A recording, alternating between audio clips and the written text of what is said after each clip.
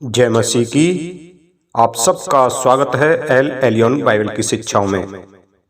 आज हम देखते हैं कि हर एक तरफ एक हाहाकार मचा हुआ है। हम 2020 में देखते हैं कोरोना 19 का हमने सामना किया, लेकिन परमेश्वर ने हमें सुरक्षित रखा है।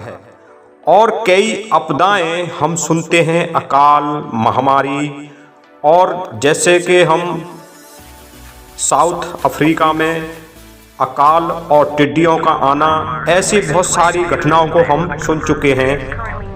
और सारी महामारियों से, सारी विपदाओं से परमेश्वर ने हमें बचा के रखा है। इसके लिए हम परमेश्वर को धन्यवाद करते हैं और उसकी महिमा और उसकी स्तुति प्रशंसा करते हैं। जब हम सोने जाते हैं तब हम परमेश्वर से सुरक्षा के लिए विनती प्रार्थना अवश्य करें और कहें कि हे परमेश्वर, हमें हर एक बीमारी से और शैतान के दुष्प्रभाव से बचाएं और आपके सामर्थी दूत हमारी सुरक्षा घेरे में हमें रखें।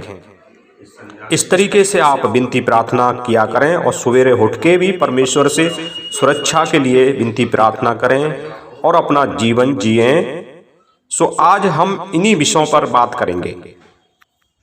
जब आप सो जाते हो तब परमेश्वर के सामर्थी दूत उन तमाम दुष्ट प्रभावों से आपकी सुरक्षा प्रदान करते हैं।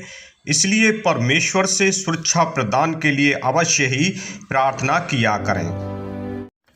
आज हमें परमेश्वर का धन्यवाद करना चाहिए, क्योंकि उस भयानक 19 कोरोना से हमें बचाया, जो 2020 में परमेश्वर ने जो जिन लोगों को बचाया है, आज जो 2021 में सुरक्षित हैं और खुशी हैं और आनंदित हैं और स्वस्थ हैं।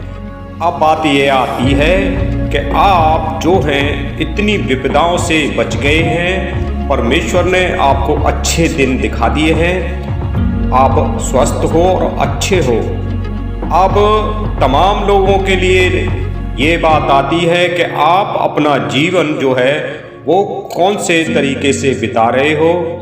आप जो है वो क्या परमेश्वर को धन्यवाद कर रहे हैं, या रंग रैलियां मना रहे हैं, या पार्टियां कर रहे हैं, या नाच रहे हैं, या घूम रहे हैं। ये तमाम चीज़ें जो आप कर रहे हैं, तो मेरा इससे यही है कि हर एक चीज़ का समय तो होता है। यदि आपके घर में खुशी है तो आप खुशी करोगे।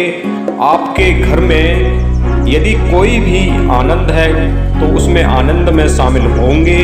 जिस तरीके से यदि आपके घर में बर्थडे है या और शादी विवाह है या कोई भी खुशी का त्यौहार है, उसमें आप खुशी तो होंगे।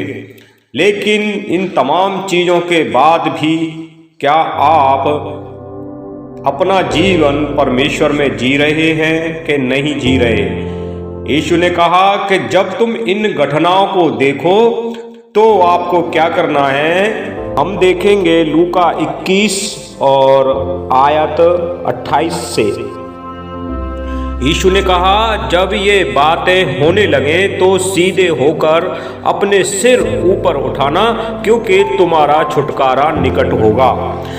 तो हम देखते हैं कि आज तमाम विपदाएं और संकट, महामारी और कलेश और भूकंप और टिड्डियों का आना, ये तमाम चीज़ें इस चीज़ को दर्शाती हैं कि हम बहुत ही नज़दीक में हैं। ये तो हम कई बार बोल चुके हैं।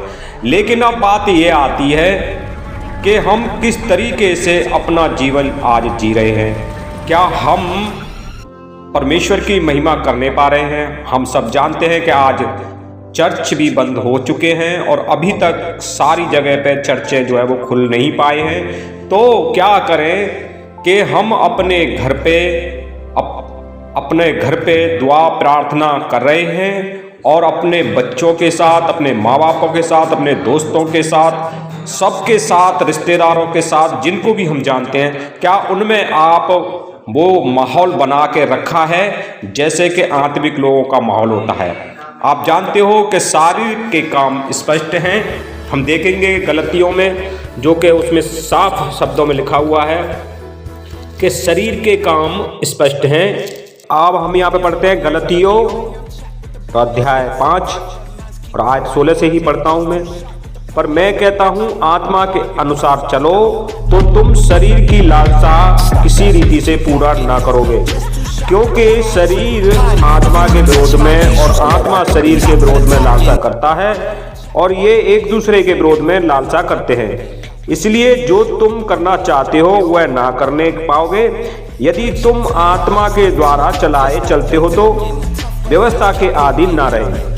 शरीर के काम तो स्पष्ट हैं, अर्थात व्यभिचार, गंदे काम, लुच्चपन, मूर्ति पूजा, टोना, बैर, झगड़ा, ईर्ष्या, क्रोध, विरोध, फूट, विधर्म, ढा, मतवालापन, लीला क्रीड़ा और इनके जैसे और भी काम हैं। हम यहाँ पे सिर्फ इस चीज के ऊपर जोर देंगे कि आत्मा के द्वारा चलना है, तो हम इन चीजों को नहीं करने पाएंगे।